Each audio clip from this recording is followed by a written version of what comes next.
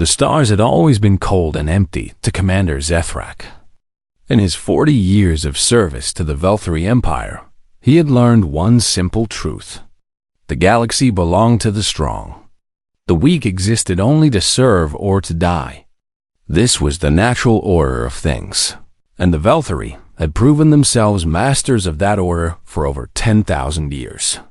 Zethrak stood on the bridge of his patrol vessel, the Crimson Fang watching the darkness of space through the massive view screen. His scaled skin was the color of dried blood, and his yellow eyes missed nothing. He was tall even by Velthari standards, nearly 9 feet of muscle and bone and claws that could tear through metal plating. His crew feared him, and he preferred it that way. The Orion border was quiet this cycle. Too quiet.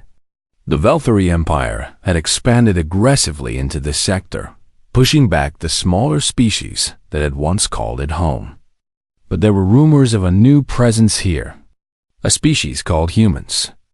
Zethrak had heard stories about them, but he had dismissed most of it as nonsense. They were said to be small and soft, with no claws, no fangs, no natural armor. How could such pathetic creatures pose any threat to anyone? His second officer, a younger Velthari named Corvix, approached with a data tablet. He informed the commander that their long-range sensors had detected a vessel. It was small, likely a transport ship, and it was not responding to standard hails. Zethrak felt his blood quicken with anticipation. He ordered his crew to intercept it and bring it in. If it resisted, they would disable it. The Crimson Fang closed the distance in less than an hour. The target vessel was indeed small, barely more than a shuttle by Velthari standards. Its hull was white and blue, with strange markings that Zethrak did not recognize. As they drew closer, his communications officer managed to translate the writing on the side of the ship. The officer announced that it appeared to be a human vessel. It was called the Morning Star, registered to something called the United Earth Education Council. Zethrak laughed at this. An education vessel? He repeated with amusement. He remarked that humans sent their young on field trips through dangerous space. He ordered boarding parties to prepare. The capture was almost embarrassingly easy. The Morning Star had no weapons, no shields worth mentioning. When the Velthari soldiers breached the airlock, they found no resistance waiting for them.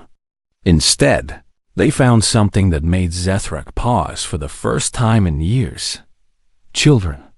The ship was full of children.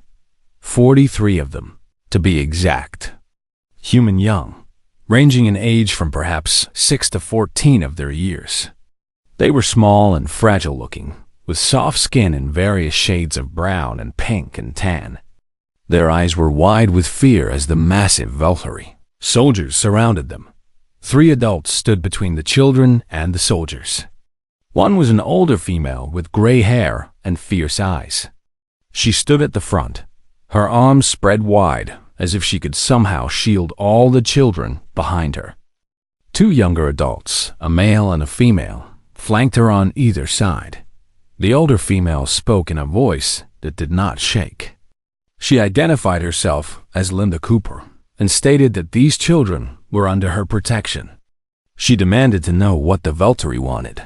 Zethrak pushed through his soldiers to get a better look. He towered over the human female by more than 3 feet. She had to crane her neck to look up at him. Any other species would have collapsed in terror at the sight of him. But this small, soft creature met his gaze without flinching. It annoyed him. He told her that they were now prisoners of the Velthari Empire. He said they would be taken to Velthar Prime for study and questioning. He added that if they cooperated, they would not be harmed. Linda Cooper did not move. She asked him if he understood what he was doing and stated that these were children. She said they were non-combatants and innocents. She demanded that he let them go. Zethrak found this amusing. He asked her what would happen if he refused. He pointed out that her species had no fleet in this sector, no allies, no power. He said no one was coming to save them. Linda Cooper looked at him for a long moment. Then she said something that Zethrak would remember for the rest of his life, however short that would turn out to be. She told him that he had made a terrible mistake, and that he just did not know it yet. Zethrak dismissed her words as the empty threats of a defeated enemy. He ordered his soldiers to secure the prisoners and transport them to the Crimson Fang. The children cried as they were herded through the corridors. Some of the younger ones screamed for their parents. The two younger human adults, Kevin and Beth, did their best to calm them while Linda walked at the front, her head held high. One small boy, no more than 6 years old, stumbled and fell. A Valkyrie soldier reached down to grab him roughly. Before the soldier could touch the child, Linda was there. She pushed herself between them and picked up the boy herself.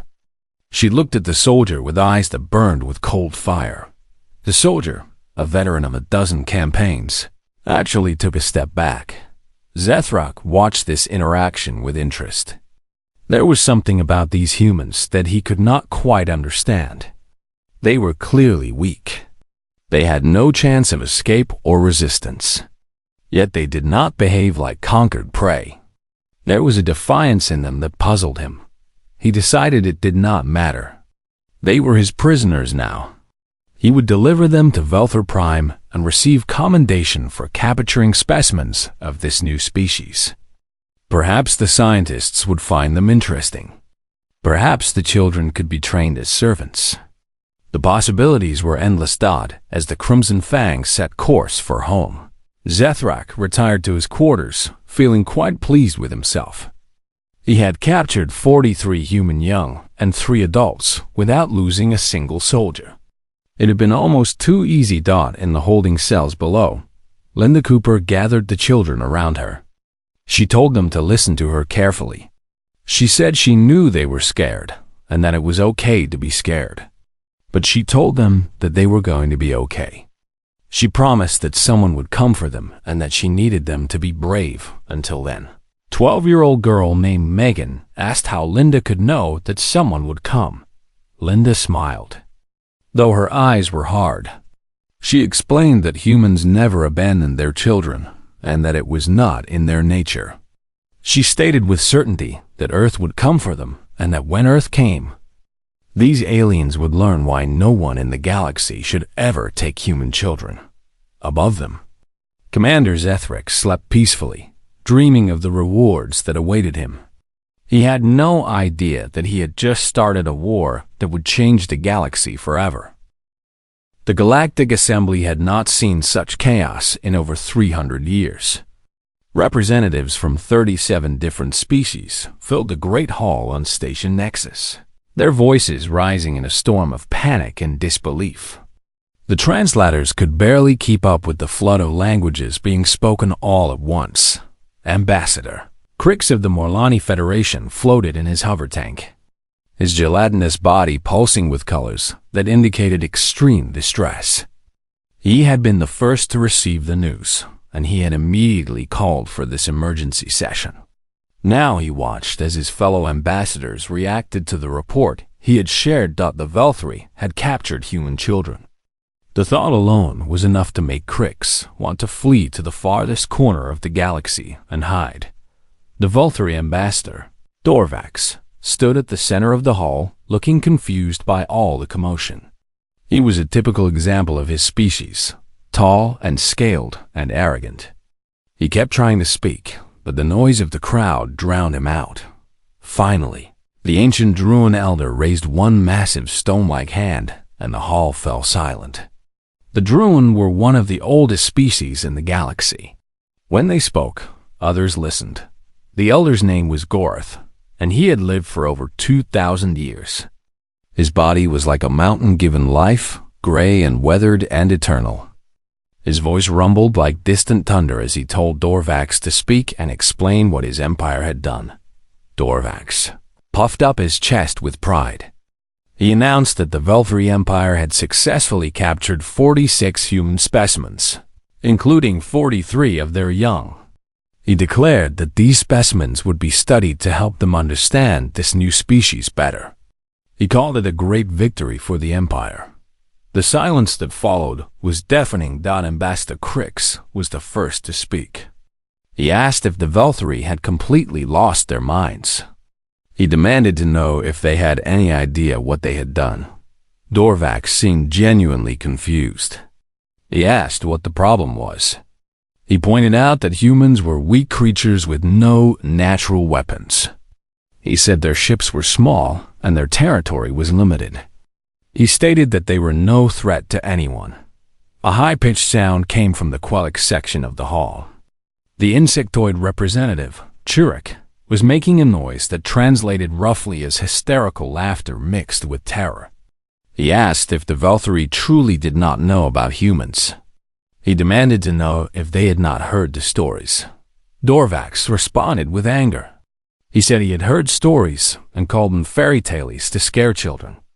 He declared that the Velthari were not afraid of soft little creatures who could not even grow proper claws. Elder Gorath leaned forward, and the entire hall seemed to hold its breath. He told Dorvax that he was very old and had seen many things in his long life. He revealed that he had watched the rise and fall of empires. He had seen species that thought themselves invincible reduced to dust. But he confessed that he had never seen anything quite like humans. Dorvax asked what was so special about them. Gorath was silent for a long moment. Then he began to speak in a voice that carried to every corner of the hall. He explained that 200 years ago, his people had made first contact with humans. The Druin had sent an observation team to study them. They had watched a human settlement on a planet called Earth. He continued his story. One day, a child went missing from the settlement. A young human female, no more than 4 years old. She had wandered into a wilderness area and become lost. Gorath described how the entire settlement mobilized. Every adult dropped what they were doing and began searching. They searched through day and night without rest. Gorath paused. He told the assembly that the wilderness was dangerous. There were predators there that could kill a Druin. The humans had no natural defenses against these creatures. But they went anyway. They went into certain death to find one small child. Dorvax asked if they found her. Gorath nodded slowly. He said they did. After 3 days of searching through storms and attacks from predators, they found her.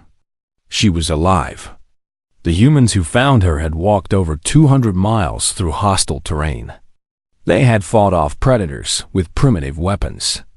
Several of them were badly injured. One died from his wounds. But they brought that child home. The hall was completely silent. Gorath continued. He stated that what he witnessed that day was something he had never seen in any other species.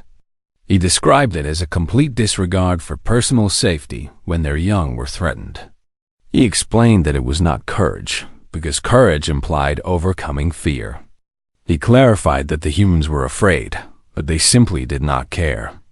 The fear did not stop them. Nothing stopped them. Ambassador Crix spoke up. He asked what this meant for the current situation. Gorath turned his ancient eyes toward the Velthari ambassador. He explained that it meant the Velthari had made a terrible mistake. He stated that when the humans learned what had happened, and they would learn, they would come. He declared that they would come with everything they had. They would not negotiate. They would not accept payment or apology. They would come for their children, and they would destroy anything and anyone who stood in their way. Dorvax laughed nervously.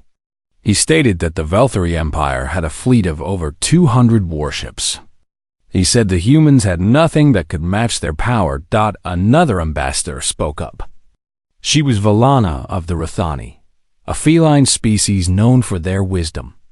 She told Dorvax that he did not understand. She said numbers did not matter to humans when their children were involved. She revealed that the Rathani had studied human history. She described how they had fought wars among themselves for centuries, terrible wars with millions of casualties. She explained that in those wars, the side that was protecting its children always fought harder. They always sacrificed more. They always won.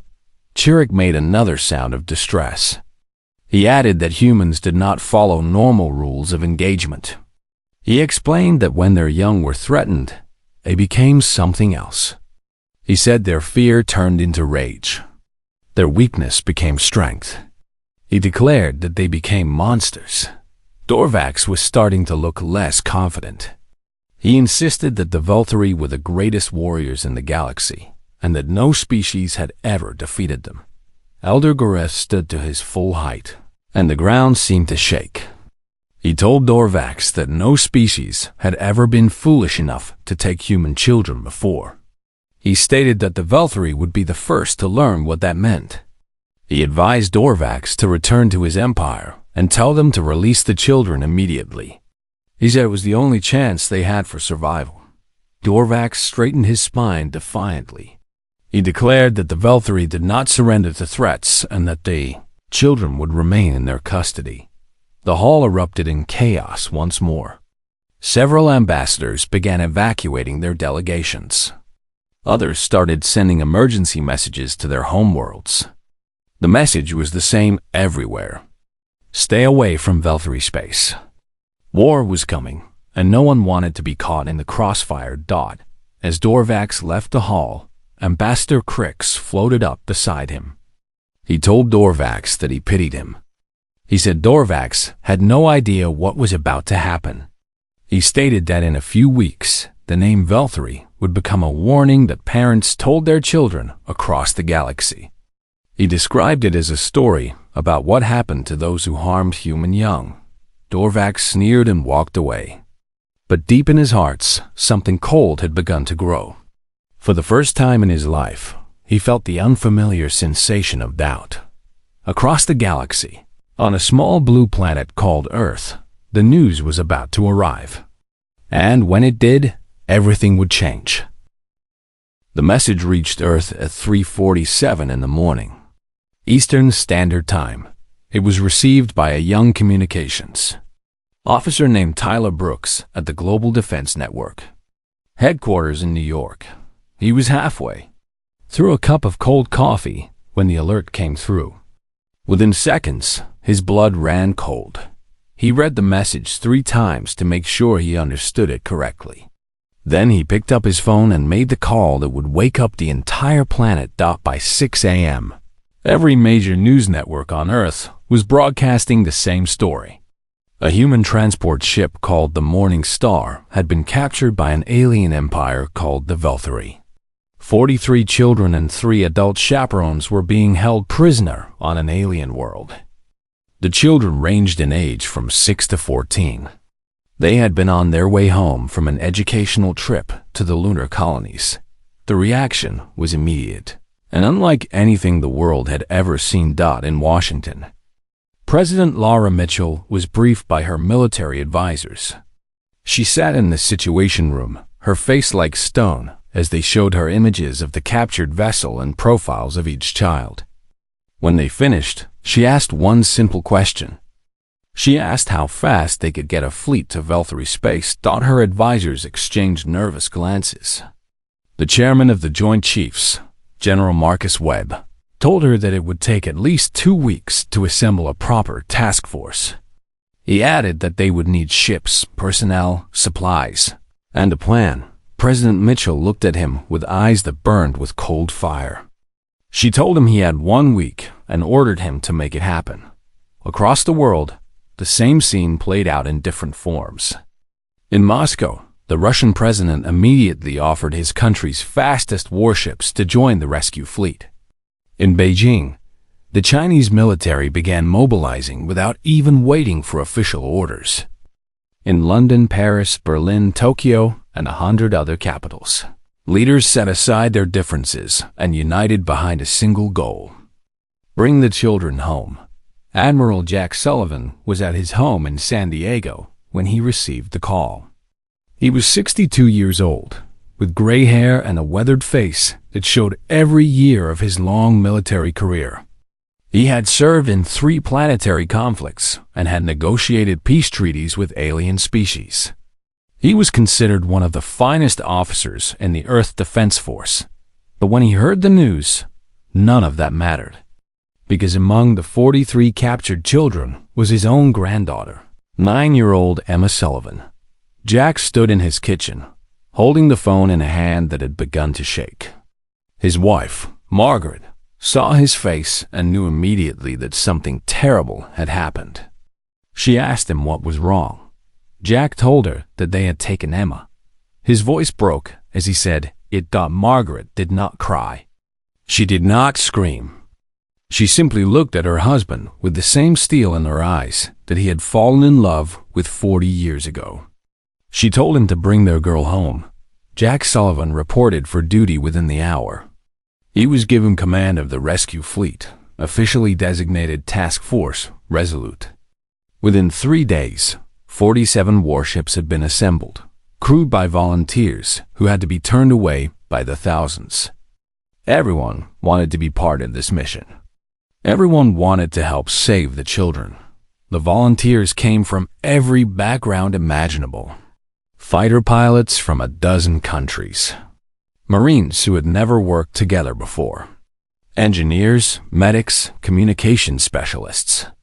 They came with their differences and their old rivalries, and they left them all behind. There was no room for politics when children were in danger. Meanwhile, on Velthor Prime, the captured children had not given up hope. Linda Cooper had organized them into a functional unit. The older children looked after the younger ones. They shared their food rations and told each other stories to pass the time. They memorized the routines of the guards and noted which ones were cruel and which ones showed hints of sympathy. Kevin Price, one of the younger chaperones, had managed to hide a small medical kit during the capture. He used it to treat minor injuries and keep the children healthy. Beth Murray, the other chaperone, led the children in quiet games and exercises to keep their spirits up and their bodies strong. The Velthori guards did not know what to make of their prisoners. These small, soft creatures did not behave like any captives they had seen before. They did not cower or beg. They stayed together, supported each other, and watched everything with sharp, intelligent eyes. One guard, a younger Velthori named Drellick, found himself oddly fascinated by the human children. He had never seen creatures care for each other the way they did. When a small boy named Danny cried from fear, the older children would gather around him and comfort him until he calmed down. When food rations were distributed, the adults always made sure the children ate first, even if it meant going hungry themselves. Drellick mentioned this to his superior, Commander Zethrak. He said the humans were strange creatures. He noted that they seemed to care more about each other than about their own survival. Zethrak dismissed this observation. He stated that it was weakness and that true warriors thought of themselves first. He said this was why humans would never be a threat to the Empire, but Drellick was not so sure. He had seen the look in Linda Cooper's eyes when one of his fellow guards had threatened a child. It was not the look of a weak creature. It was the look of something dangerous, something barely contained. It reminded him of the way a hunting beast looked at prey just before it struck. Back on Earth, President Mitchell addressed the world. Her speech was broadcast to every nation, translated into every language. She stood behind her podium with the flags of all Earth's nations displayed behind her, a symbol of the unity that had formed in the face of this crisis. She began by stating that 43 of their children had been taken. She said they were sons and daughters, brothers and sisters, grandchildren and friends. She declared that they were the future of humanity, and they were being held by an empire that thought them weak. She announced that today, the Velthori would learn how wrong they were. She explained that Earth was sending a fleet to bring their children home. She stated that they did not go to negotiate. They did not go to make deals. She said they went to deliver a message that every species in the galaxy would. Remember that her voice rose as she delivered the final lines of her speech. She declared that humanity did not abandon their young. She said they did not forgive those who harmed them. She announced that they were coming, and heaven help anyone who stood in their way. The speech lasted less than 5 minutes. When it ended, the entire planet stood united in a way it had never been before. Old enemies shook hands. Ancient rivalries were set aside.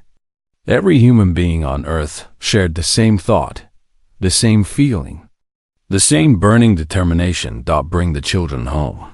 Admiral Sullivan stood on the bridge of his flagship, the carrier Resolute, as the fleet prepared to depart. He looked at the faces of his crew, young men and women who had volunteered for a mission that might cost them their lives. He saw no fear in their eyes, only resolve. He gave the order to move out. The fleet jumped to faster than light travel, and the stars blurred around them. In 17 days, they would reach Valtteri space. And then the galaxy would learn why no one should ever take human children. The human fleet dropped out of faster-than-light travel without warning. One moment, the space around Valtteri Prime was empty. The next moment, 47 warships hung in the darkness like silent predators waiting to strike. Commander Zethrak was on the bridge of the orbital defense station when the alarms began screaming. He stared at the viewscreen in disbelief as the human vessels appeared in perfect formation. His tactical officer reported the count with a trembling voice. He said there were 47 ships of various sizes and that they were holding position just outside weapons range. Zethrak felt his confidence waver for the first time. He had expected the humans to come eventually, but not this fast. Not in such numbers. He ordered his fleet to mobilize. 200 Valtteri warships against 47 human vessels. The numbers were clearly in his favor, but as he watched the human fleet on his screen, something cold settled in his stomach. The human ships were not moving. They were not attempting to negotiate. They simply waited, silent and patient, like hunters who had cornered their prey. Admiral Jack Sullivan stood on the bridge of the Resolute, his hands clasped behind his back. His face was calm, but his eyes burned with a fire that his crew had never seen before. His granddaughter was down there on that planet. 43 children were waiting to be rescued. He would not fail them. His communications officer reported that the Valtteri were hailing them. They were demanding to know their intentions. Sullivan told his officer to open a channel. He spoke into the microphone with a voice as cold as deep space. He identified himself as Admiral Jack Sullivan of the Earth Defense Force. He stated that they had come for their children. He said the Valtteri had 1 hour to release all human prisoners unharmed. He explained that failure to comply would result in the complete destruction of their fleet and the liberation of the prisoners by force. On the orbital station, Zethrak listened to this message with growing anger. He was a commander of the Valtteri Empire. He did not take orders from soft little creatures who could not even grow proper claws. He sent a response filled with threats and insults, demanding that the humans surrender or be destroyed. Sullivan did not respond.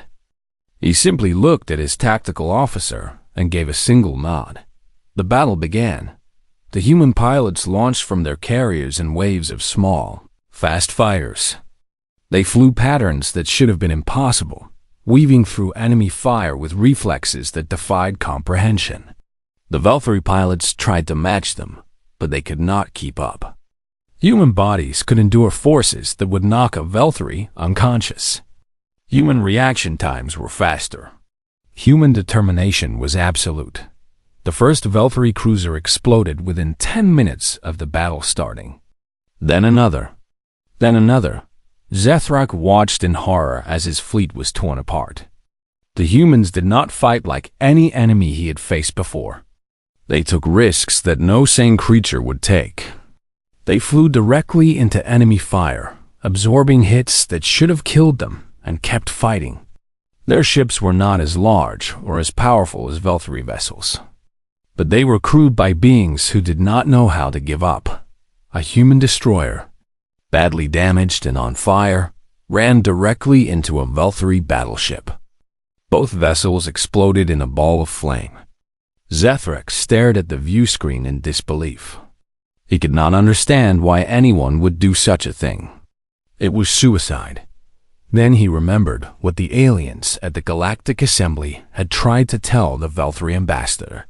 Humans did not follow normal rules when their children were involved. They became something else. Something terrible. The battle lasted 4 hours. When it was over, 112 Velthri ships had been destroyed. The rest were retreating in chaos. The human fleet had lost only 9 vessels, and even those crews had fought until their last breath. Admiral Sullivan did not waste time celebrating. He immediately ordered the ground assault to begin. 60 Marines, led by Sullivan himself, boarded dropships and headed for the detention facility on the surface. The Admiral was 62 years old. He had not seen ground combat in over a decade. But his granddaughter was in that building, and nothing in the galaxy would keep him from reaching her. The dropships landed under heavy fire. Velthri soldiers rushed to defend the facility, but they were not prepared for what they faced. Human Marines poured out of the ships with weapons blazing and voices raised in fury. They screamed the names of the children as they advanced. They took hits that would have dropped a Velthri and kept moving. One Marine, shot through the shoulder, simply switched his weapon to his other hand and continued fighting. Sullivan led the charge through the front entrance. A Velthri guard raised his weapon to fire, but Sullivan was faster. He dropped the alien with a single shot and stepped over the body without breaking stride. His team followed close behind, clearing every room, checking every corner. They found the cell block on the 3rd floor. 200 Velthri guards stood between them and the prisoners. The odds were terrible. Sullivan did not hesitate. He gave the order to attack. What followed was not a battle. It was a storm. The Marines fought with a ferocity that the Velthri had never seen. They moved through the defenders like fire through dry grass, unstoppable and relentless. Guards who tried to surrender were disarmed and secured. Guards who continued to fight were eliminated without mercy. When Sullivan finally reached the main holding cell, he found Linda Cooper standing at the door with a makeshift weapon in her hands. She had broken a food tray and sharpened the edge into a blade. Her clothes were dirty and her face was tired, but her eyes were fierce. Sullivan identified himself and told her that they had come to take them home. Linda lowered her weapon and smiled. She said it was about time. Behind her, 43 children stared at the Marines with wide eyes. Then a small girl with brown hair broke away from the group and ran toward Sullivan. She called out for her grandpa. Admiral Jack Sullivan dropped to his knees and caught his granddaughter in his arms. Emma buried her face in his chest, and for just a moment, he was not an admiral. He was not a warrior. He was just a grandfather holding his little girl. He whispered that he had her now and that she was safe. He promised that no one would ever hurt her again. The other children began to move forward, surrounding the Marines, reaching out to touch them as if to make sure they were real. Danny, the youngest boy, grabbed the leg of a large Marine named Rodriguez and would not let go. Rodriguez picked him up and carried him for the rest of the mission. Sullivan got to his feet, still holding Emma's hand. He ordered his team to get the children to the ships. He said they were leaving Dot as they moved through the corridors. They passed the body of Commander Zethrak. He had come down from the orbital station to lead the defense personally and had fallen in the fighting. Sullivan looked at him for a moment without expression. Linda Cooper walked up beside the Admiral. She asked if that was the one who had taken them. Sullivan nodded. Linda looked at the fallen commander. She told him that she had warned him. She said he had made a terrible mistake. Then she turned away and walked out into the sunlight, surrounded by children who were finally going home. In orbit, the Velthri Emperor watched his fleet burn and his soldiers fall. He sent a transmission offering unconditional surrender. Sullivan's response was brief. He stated that they were taking their children home. He told the Emperor that if any Velthari vessel came within 1 light year of human space for the next 100 years, they would return and finish what they started. The Emperor did not respond. There was nothing left to say. Task Force Resolute gathered its people and set course for Earth. Behind them, they left a shattered empire and a lesson that the galaxy would never forget. The fleet arrived at Earth 32 days after the rescue. The entire planet had been waiting. When the ships appeared in orbit, a cheer erupted across every continent. People poured into the streets, waving flags and embracing strangers. Church bells rang. Fireworks exploded into the sky. For one perfect moment, humanity was united in celebration. The children were brought down to the surface on the first shuttle. Medical teams waited on the landing pad to examine them, but the children were remarkably healthy. Linda Cooper had kept them fed and safe throughout the ordeal. Kevin Price and Beth Murray had maintained their spirits. They had worked together, looked after each other, and refused to give up hope. President Laura Mitchell met them at the landing site. She knelt down to speak to each child individually, holding their hands and thanking them for being so brave. When she reached Danny, the youngest boy, she asked him if he had been scared. Danny thought about it for a moment. Then he nodded. He admitted that he had been very scared. But then he smiled. He said Miss Linda had told them that Earth would come for them. He said she had promised, and she was right. The president looked at Linda Cooper with profound respect. She thanked Linda for keeping them safe and bringing them home. Linda shook her head. She said she had just kept them together. She stated that Earth was the one that brought them home.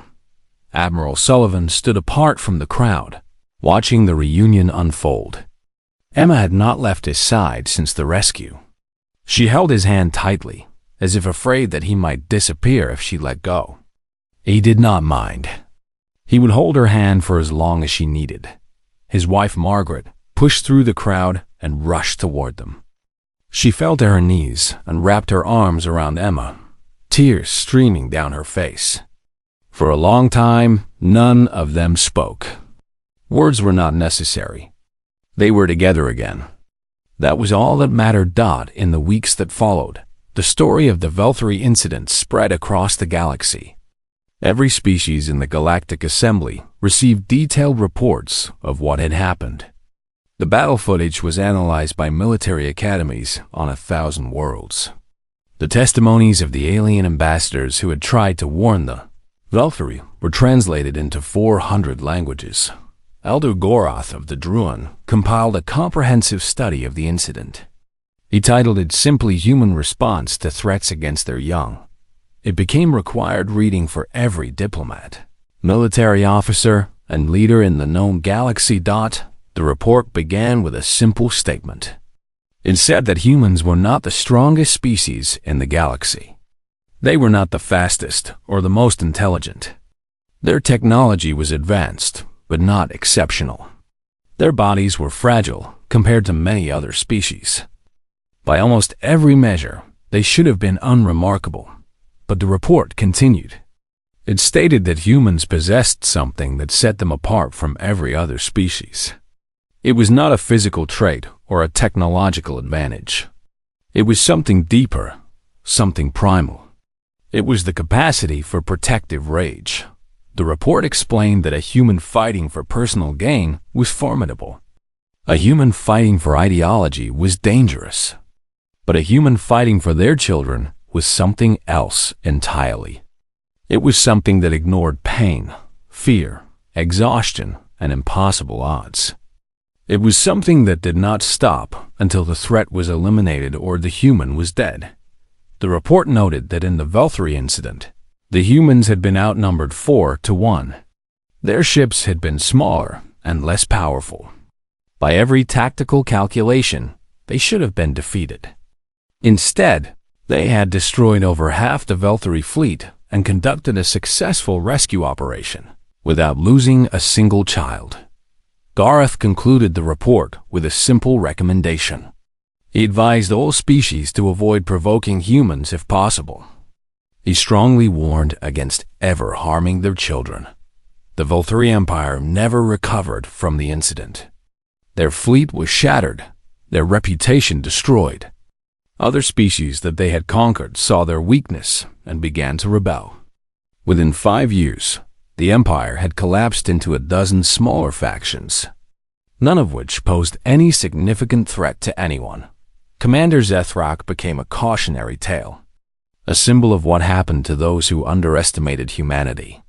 His name was spoken with mockery and pity across the galaxy. He had thought himself a predator, and he had died learning that he was prey. On Earth, life slowly returned to normal. The 43 rescued children became celebrities for a time, though most avoided the spotlight. They had been through an ordeal that no child should ever experience, and they needed time to heal. Danny, the youngest boy who had cried in the cells, grew up to become a xenobiologist. He dedicated his career to building bridges between humans and alien species. He traveled to dozens of worlds, learning languages and customs, making friends among beings that most humans would never meet. Eventually, he even visited what remained of Velthuri space. He found that the younger generation of Velthuri were not like their ancestors. They were tired of war and conquest. They wanted peace. Danny helped negotiate the first human Velthuri cultural exchange program. It was not easy. There was centuries of bad history to overcome. But Danny believed that understanding was possible between any two species, no matter how different they seemed. He had learned that lesson from Linda Cooper, who had shown him that courage and compassion could exist in the same heart. Megan, the 12-year-old girl who had stared down a Velthuri guard, chose a different path. She joined the Earth Defense Force at 18 and rose quickly through the ranks. She was smart, fearless, and dedicated to protecting those who could not protect themselves. By the time she was 40, she had become an admiral herself. Admiral Megan Torres spent 50 years ensuring that no other children would ever be taken the way she had been. She expanded Earth's defensive capabilities, built alliances with peaceful alien species, and trained a new generation of soldiers who understood what they were fighting for. When she finally retired, the galaxy was a safer place than it had been when she started. Linda Cooper retired to a small house by the ocean. She tended a garden, read books, and enjoyed the quiet life she had earned. But once a year, without fail, all 43 of her former students gathered at her home for a reunion. They came from all across the planet, some from other worlds. They brought their spouses and children and grandchildren. They filled Linda's little house with laughter and stories and memories. Some of the stories were painful. Some were funny. All of them were precious. At each reunion, Linda would stand up and raise a glass. She would look at the faces of the children who were now adults, and she would smile. She would tell them that she was proud of them. She would say that they had been the bravest people she had ever known. She would remind them that no matter where they went or what they did, they would always be her kids. And across the galaxy, aliens watched recordings of these gatherings with something like wonder. They studied the way humans embraced each other, protected each other, loved each other.